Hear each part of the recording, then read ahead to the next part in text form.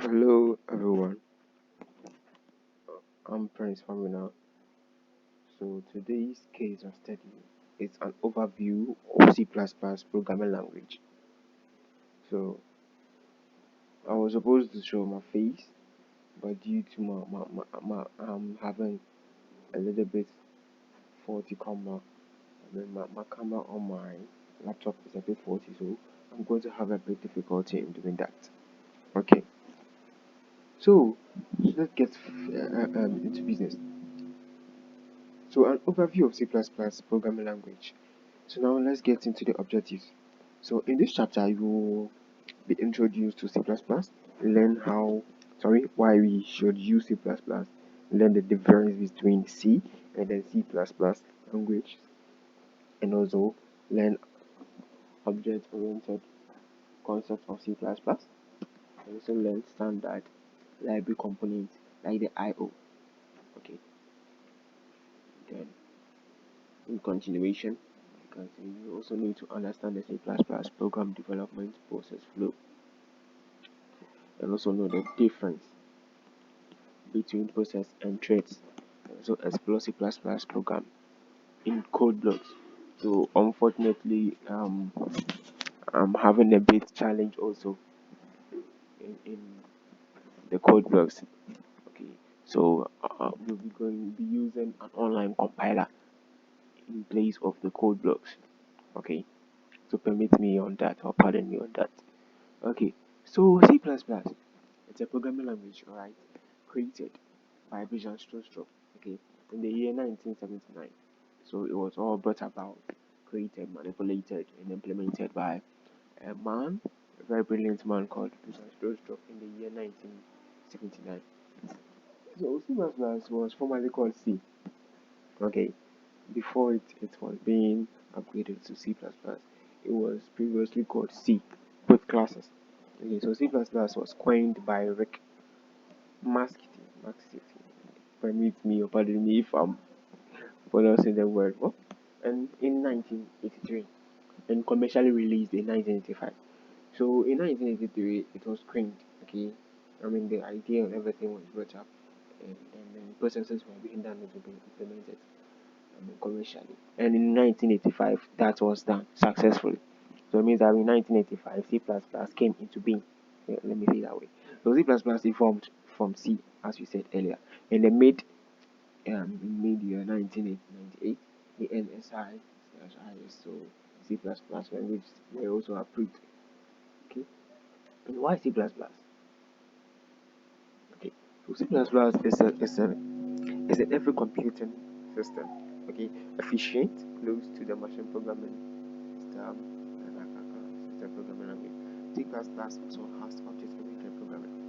It's a compiled language in university usable modular programs, portable programs in various platforms. Okay, so why C++? Okay, I think with this we've already touched on this a while ago. Now we get to object-oriented programming. Okay, so when we say object-oriented programming, it's a paradigm. Okay, an object-oriented programming is a paradigm, alright, that revolves around the concepts, okay, or the idea of objects. That's what I would say, or that's a basic idea you have to know about object-oriented programming (OPP). Okay, it's just a programming paradigm that revolves around the concept or idea of objects. Okay, and then I identify components called objects. Okay, as I said earlier, specify relevant data and possible operations to be performed on that data. Okay, so to me, this what I said generally talks of paraphrases or say, okay, a programming language that implements ODD is called an object-oriented programming. Okay, so, you can see that C++ is an ODD. Okay, which also that means that it's what's on the components object-oriented programming. Okay, So someone might ask, what does ODD means? So ODD means object-oriented design. Okay, so this statement means that a programming language that implements object-oriented design is called object-oriented programming, such as C++. Okay, okay, so I think we'll have to.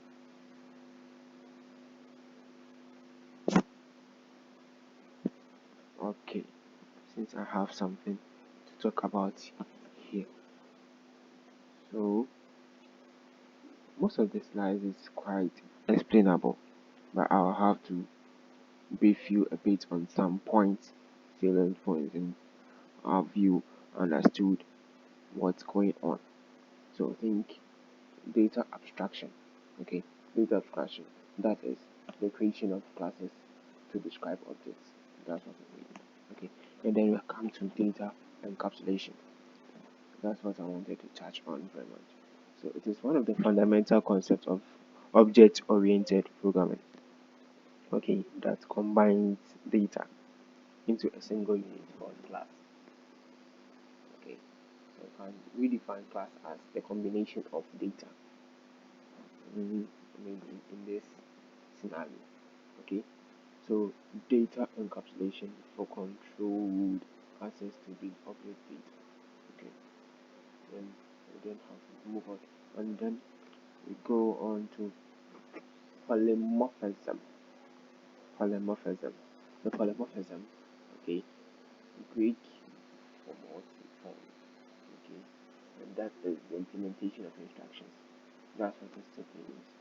So it's a concept. It's also a concept of object-oriented programming that allows objects of different classes to be treated as objects of a common superclass. Okay, so basically that is it's the implementation of instructions. Okay, that can have varying effects during program execution. Okay, so here you can see that this is the basic structure of a C++ language.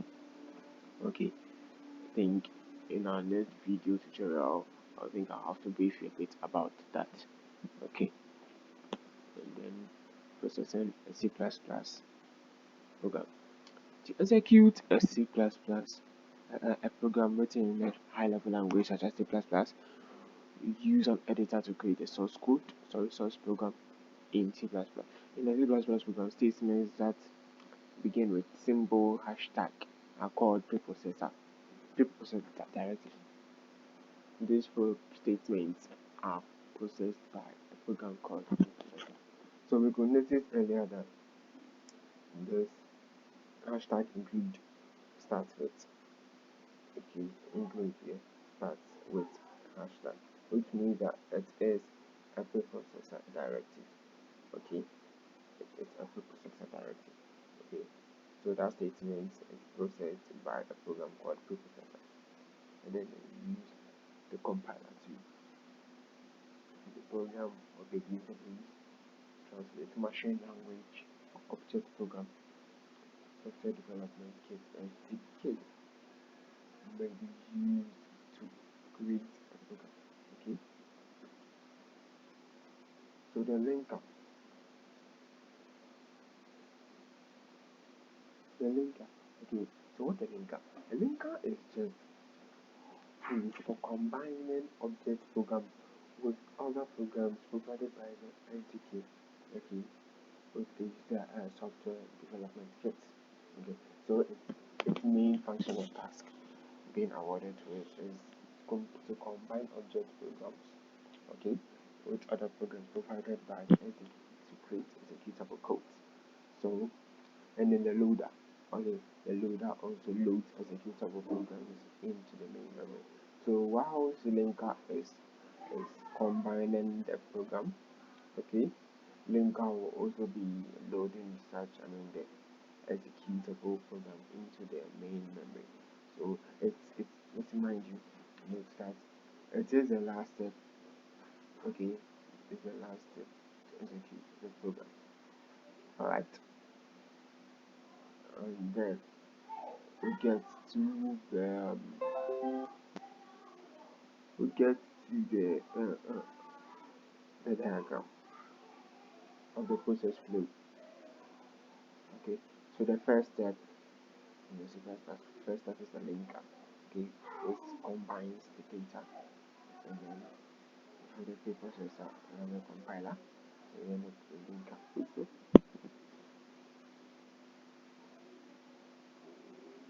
loader execution. And also finally lays that the code says this word. As you prefer, you have to see to get back to you about what it actually is. Okay, see loader and execution.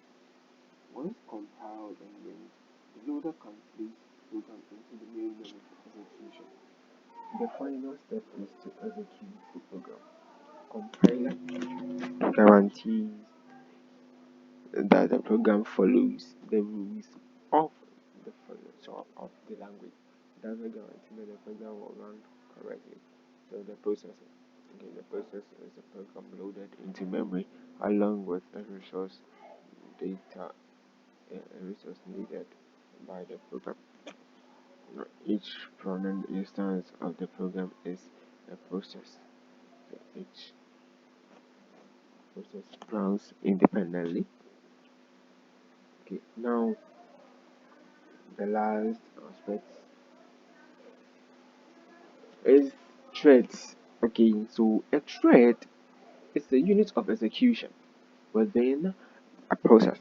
So it is a spot or a pin, let me say, yeah, a test spot or a unit or a cell of execution within a process. So you can have multi-threads, have single threads and multi-thread processes. Okay, so the multi-threads can be initiated from a single thread. Okay, there are the single-threaded processes and multi-threaded processes as such. So this is how threads look like. Okay, the processes, the first, second, and the third, and then they have the time here. Okay, and the thread and processes, the programming. The program starts out a text file or programming language. It's compiled and interpreted into blah blah blah blah blah. And then the program is loaded into the memory by the loader. Okay, so I think we have to end here. And the next time we meet, we're going to talk and brief about the basic C++ structures. Okay, so that I'm going to get into the code, and I know most of you are very eager to know how it's being done. So don't worry, we're going to get into it very well. Thank you for your attention and your time. Have a blessed day.